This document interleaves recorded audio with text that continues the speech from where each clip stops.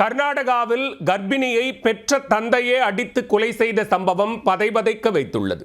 சாதி மறுப்பு திருமணம் செய்தவருக்கு நிகழ்ந்த கொடூரத்தின் பின்னணி என்ன?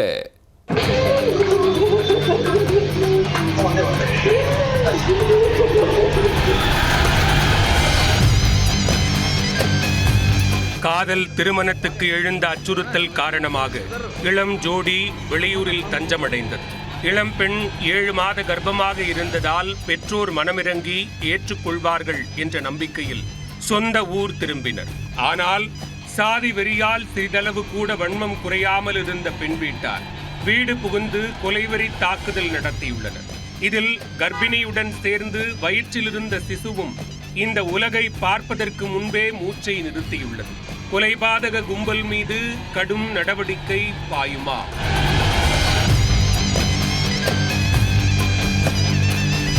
கர்நாடக மாநிலம் தார்வாட் மாவட்டத்தில் இனாம் வீராப்பூர் கிராமத்தையே அதிர்ச்சிக்கு உள்ளாக்கிய சம்பவம் ஒன்று நிகழ்ந்துள்ளது.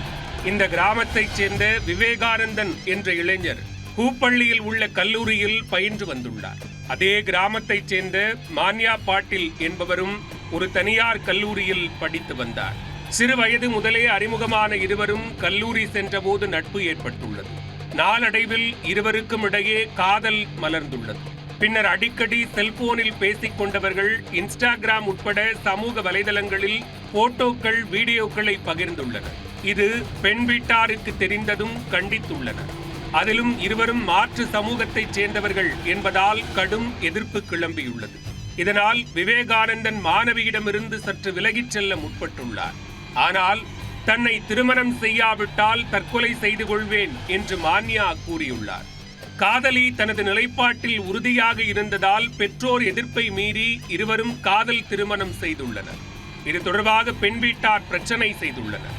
மான்யா 19 வயதானவர் என்பதால் போலீசார் பெண் வீட்டாரை சமாதானம் செய்து வைத்துள்ளனர். இருந்தபோதும் தங்களது உயிருக்கு ஆபத்து உள்ளதை உணர்ந்த காதல் ஜோடி ஊரை விட்டு வெளியேறி 100 கிலோமீட்டர் தொலைவில் உள்ள காவேரி மாவட்டத்தில் தஞ்சமடைந்துள்ளனர். இந்நிலையில் மான்யா பாட்டில் 7 மாத கர்ப்பமாக இருந்துள்ளார். கர்ப்பமாக இருந்ததால் தங்களது குடும்பத்தினரால் எந்த பிரச்சனையும் ஏற்படாது என்று கருதியுள்ளார். இதனையடுத்து தம்பதி இருவரும் கடந்த 8ஆம் தேதி சொந்த ஊரான இனாம் வீராப்பூர் கிராமத்திற்கு திரும்பியுள்ளனர். இருந்தபோதும் தனது மகளை பார்த்த பெற்றோர் சற்றும் கோபம் குறையாமல் உரைத்துக் கொண்டே திரிந்துள்ளனர். ஒரே ஊரைச் சேர்ந்த மாற்று சமூகத்தைச் சேர்ந்த இளைஞரை மான்யா திருமணம் செய்ததால் உறவினர்கள் அவரின் பெற்றோருக்கு கொம்பு சீவிக்கொண்டே இருந்துள்ளனர். இது எரிகிற சாதி தீயில் எண்ணெய் ஊற்றியது போல இருந்துள்ளது. இந்த நிலையில் ஞாயிற்றுக்கிழமை பிற்பகலில் பெண்ணின் தந்தை பிரகாஷ் தனது உறவினர்களுடன் விவேகானந்தனின் வீட்டிற்கு சென்றுள்ளார்.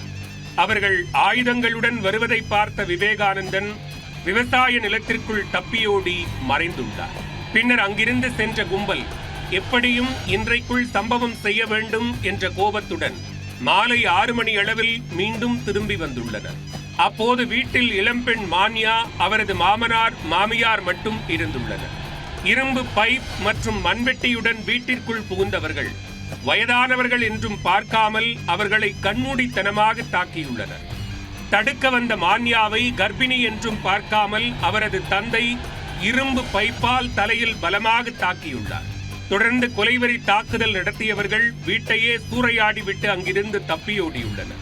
அதனை கண்டு அதிர்ச்சி அடைந்த அக்கம் பக்கத்தினர் உயிருக்கு போராடிய கர்ப்பிணி உட்பட 3 பேரையும் மீட்டு அருகிலுள்ள மருத்துவமனையில் அனுமதித்தனர்.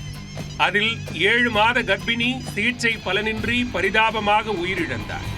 அவரின் மாமனார், மாமியாருக்கு தொடர்ந்து சிகிச்சை அளிக்கப்பட்டு வருகிறது. இச்சம்பவம் குறித்து வழக்கு பதிவு செய்த போலீசார் பெண்ணின் தந்தை பிரகாஷ் உட்பட 3 பேரை கைது செய்துள்ளனர்.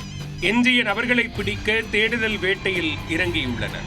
சாதி மறுப்பு திருமணம் செய்த மகளை நிறைமாத கர்ப்பிணி என்றும் பாராமல் பெற்ற தந்தையே கொடூரமாக அடித்து கொலை செய்த சம்பவம் கர்நாடக மாநிலம் தார்வாட் மாவட்டத்தில் பரபரப்பை ஏற்படுத்தியது.